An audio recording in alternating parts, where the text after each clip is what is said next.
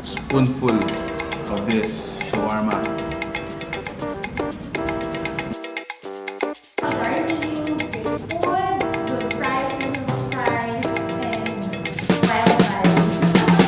Nando Babo Kabalin, welcome to Where in Pampanga. Yes, for today's vlog, another Mediterranean Western restaurant ang pupuntahan natin dito sa Angeles City. Guys, so we were invited by Wildspices Cafe and I'm excited kasi nga nasabi mo may Mediterranean, a little bit touch of Indian food meron din, Western if you're looking for steak and baby back ribs, mga ganyang pagkain guys. If you wanna know more, samahan niyo po kami. So tara, let's go! Alright, so yun guys, konting behind the scenes dito sa restaurant natin. Actually guys, they prepared us 3 tables of dishes. Ganun karami yung mga pin-prepare nila para sa atin. And ito yung snippet. Yan, konting-konting ano lang. Yan, di ba? So we're gonna pick siguro top 6, top 7 para tikman natin.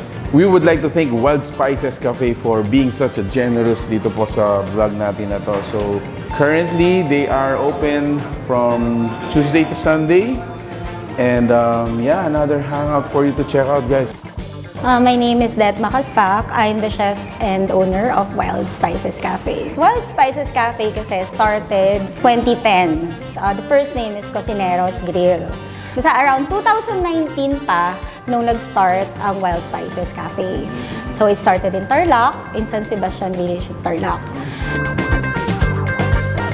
So the concept is house lang na tinransform ko into a cafe style. So kung makikita nyo dun sa menu, meron Western, Mediterranean, Middle Eastern, may Italian.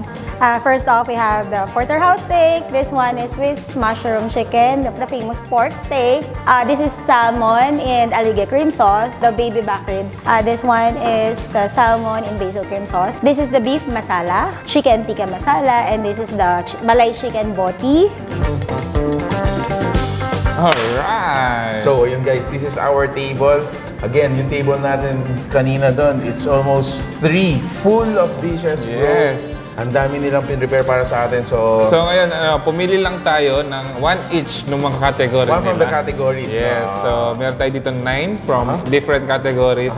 Pero syempre, titingnan din natin yung mga suggested bestsellers nila. Exactly. So, what do we have on our table? So, dito yung chicken masala, birria, Chicken parmesan. syempre, baby back ribs and yung steak. Yan. Yes. So, we also have salad.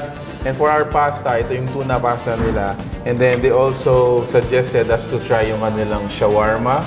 Ito yung kanilang mozzarella. Umpisahan natin dito, bro.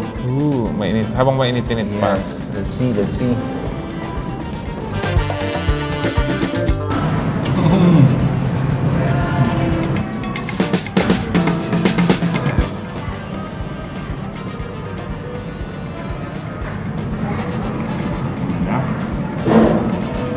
You know what guys, I can eat this all day.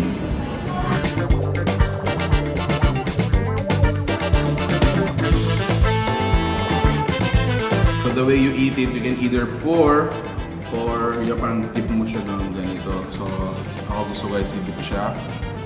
Kusing.